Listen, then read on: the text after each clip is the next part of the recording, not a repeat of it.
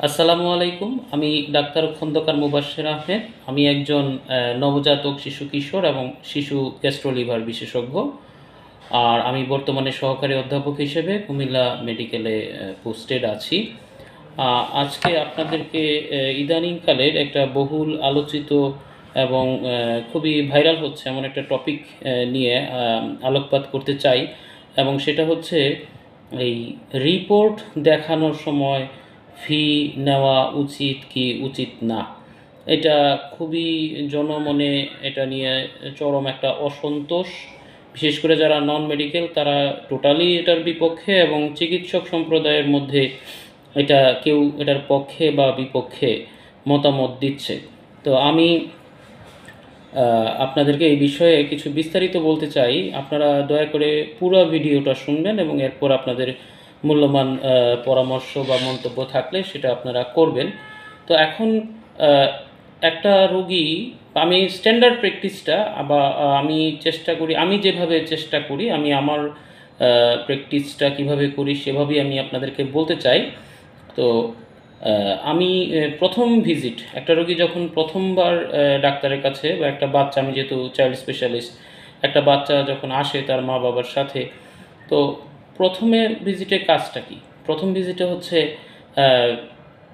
তার হিস্ট্রিটা পুরোপুরি শুনতে হবে, এবং অনেক ধরনের কথা যেটা লিপিবদ্ধ কাগজে অথবা মাথায় নিতে হয়, এবং সেখান থেকে পিক করতে হয় ইম্পর্টেন্ট পয়েন্টগুলো, সেটাকে বলে হিস্ট্রিটা ইভ্যালুয়েট করা, এবং তাকে পর্যাপ্ত এবং স্যাটিসফ্যাক্টরি সময় দিতে হয় যাতে সে তার প্রত্যেকটা কথা বলার সুযোগ পায়।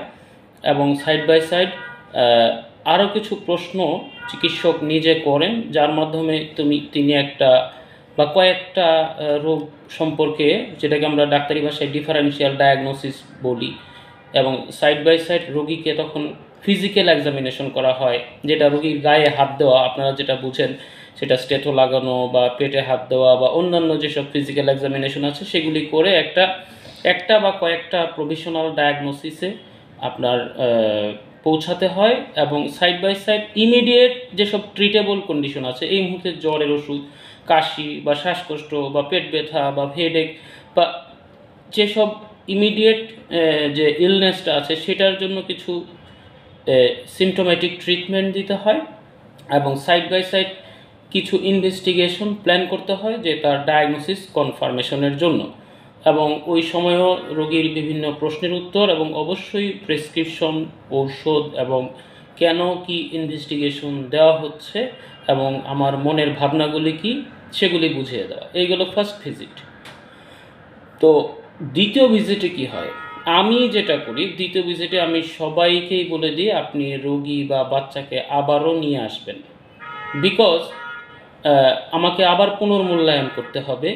তো সেক্ষেত্রে আমি যে কিছু চিকিৎসা দিয়েছিলাম, কিছু উপদেশ দিয়েছিলাম, কিছু ইনভেস্টিগেশন দিয়েছিলাম, কিছু পরামর্শ বা কিছু টাস্ক দিয়েছিলাম, তো সবগুলা জিনিস আমি আবার দ্বিতীয় ভিজিটে, এবং আমি যে কিছু ট্রিটমেন্ট দিয়েছিলাম সেই ট্রিটমেন্টটা কেমন রেসপন্স করলো সেটা তো আমাকে রোগীকে দেখতে হবে। আগেরবার আমি যে ফাইন্ডিংটা তার বুকে পেয়েছিলাম, তার পেটে যে ফাইন্ডিংটা পেয়েছিলাম, এখনও কি সেই ফাইন্ডিংটা আছে কি না, ট্রিটমেন্টটা কেমন রেসপন্স করলো, এবং সাইড বাই সাইড রিপোর্টগুলি ইভ্যালুয়েশন, অ্যানালাইসিস অ্যান্ড ইন্টারপ্রিটেশন, এবং রিপোর্টে আমরা কি পেয়েছি, আমরা আমাদের ডায়াগনোসিসে পৌঁছাতে পারলাম কি না, এবং আমরা কি ডায়াগনোসিস করতে পেরেছি সেটা তাকে জানানো, রিপোর্টগুলি বুঝিয়ে বলা, এবং তাদের রিপোর্ট নিয়ে অনেক ধরনের প্রশ্ন থাকে সেগুলির উত্তর দেওয়া, এবং তখন একটা স্পেসিফিক ট্রিটমেন্ট বা সুনির্দিষ্ট রোগের জন্য যে ট্রিটমেন্টটা সেটা দেওয়া, প্রিভিয়াস ট্রিটমেন্টটা রাখা যাবে নাকি নতুন ট্রিটমেন্ট দিতে হবে। তো এই বিষয়গুলি আপনাকে, এটা হলো দ্বিতীয় ভিজিটের কাজ, একই রোগের জন্য দ্বিতীয়বার। এখন দ্বিতীয় ভিজিটের সাধারণত রিপোর্ট নিয়ে রোগী 2, 3, 4, 5 বা 1 সপ্তাহ পরে আসেন, ওই সময়ের জন্য একটা চিকিৎসা দিয়ে দেওয়া হয়। তো দ্বিতীয় ভিজিটের সময়ও আমাকে চেম্বারে আসতে হচ্ছে, বসতে হচ্ছে, এবং প্রথম ভিজিটের প্রায় সমপরিমাণ সময়, এনার্জি, মেধা সবগুলোরই ব্যবহার করতে হচ্ছে। তো এখানে তো আমি মনে করি, তো আমি যেটা করি আমার প্রথম ভিজিটের চেয়ে অনেকটা কম, প্রায় 50% ভিজিট আমি দ্বিতীয়বার নিয়ে থাকি এবং দ্বিতীয়বারে আমি এই কাজগুলি করি। তো অনেক চেম্বার বা অনেক প্রতিষ্ঠানে যেটা হয়ে থাকে যে পরের বার শুধু রিপোর্টটাই ঢুকে, রোগী বা রোগীর অ্যাটেন্ডেন্স কেউই ঢোকার সুযোগ পায় না। এমনকি দ্বিতীয়বার রোগী ডাক্তারের চেহারাও দেখে না, শুধু রিপোর্টটা দেখে প্রেসক্রিপশনে কিছু নতুন ওষুধ লিখে দেওয়া হয়। এটা আর আমি যে স্ট্যান্ডার্ড প্র্যাকটিস বা আমি যেভাবে করি, দুইটার মধ্যে আকাশ পাতাল ব্যবধান। কিন্তু আবার যদি দেখা যায় ইমিডিয়েট আজকের মধ্যেই কোনো রিপোর্ট, সে এক্ষুনি একটা এক্স-রে করে আনলো, এক্ষুনি একটা সিবিসি বা এখন ইমিডিয়েট কোনো ইনভেস্টিগেশন যেটা ওই দিনই দেখানো হয়, সেটার জন্য তো কেউই, আমার মনে হয় আমি নিজেও রাখি না এবং কেউই রাখে না, এটা কোথাওই রাখা হয় না। আবার কিছু কর্পোরেট হাসপাতাল বা অনেক বড় লেভেলের চিকিৎসক আছেন যিনারা প্রথমবারই হয়তো অনেক একটা মোটা অঙ্কের ফি নিয়ে নেন, বা যেটা ইন্ডিয়া বা অন্যান্য কান্ট্রিতে থাকতে পারে, তারা প্রথমবারই একদম রিপোর্ট দেখার ভিজিট সহ অ্যাকচুয়ালি নিয়ে নেন।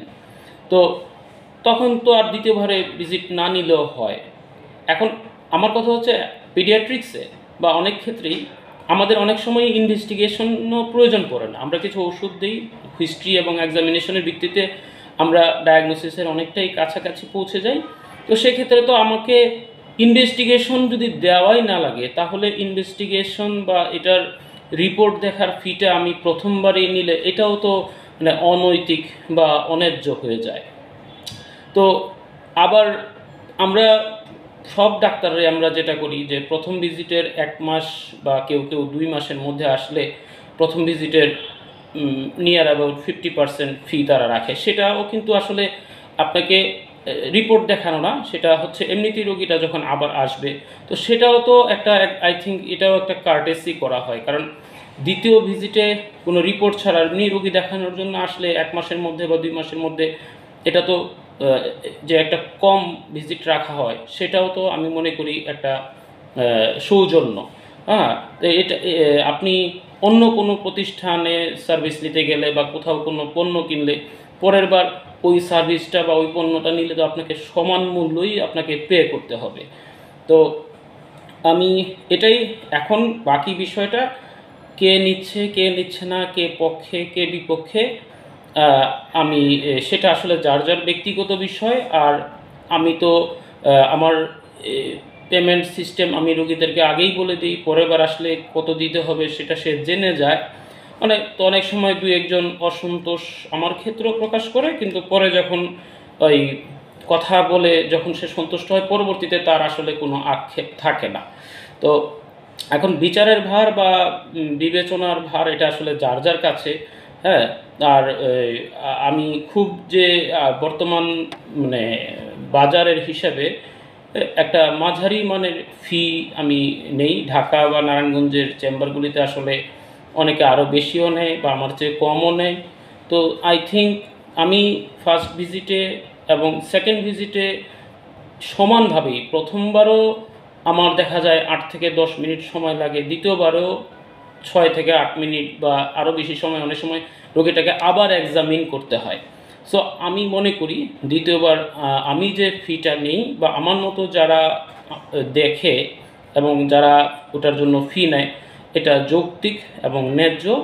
তবে যারা শুধুমাত্র রিপোর্ট দেখে রোগীর সাথে কোনো কথাই বলে না, শুধুমাত্র রোগীকে ঢুকতেও দেয় না, রোগীকে আবার পুনর্মূল্যায়নও করে না, শুধুমাত্র রিপোর্টটা আগের বার কোনো চিকিৎসাও দিল না বা আগের বারের সাথে পরের বারে কোনো কমিউনিকেশনও থাকে না, সেক্ষেত্রে দ্বিতীয়বারের ভিজিটটা আমার মতে ন্যায্য না। তো এটাই আমার বক্তব্য। আপনারা সবাই ভালো থাকবেন, সুস্থ থাকবেন। আসসালামু আলাইকুম।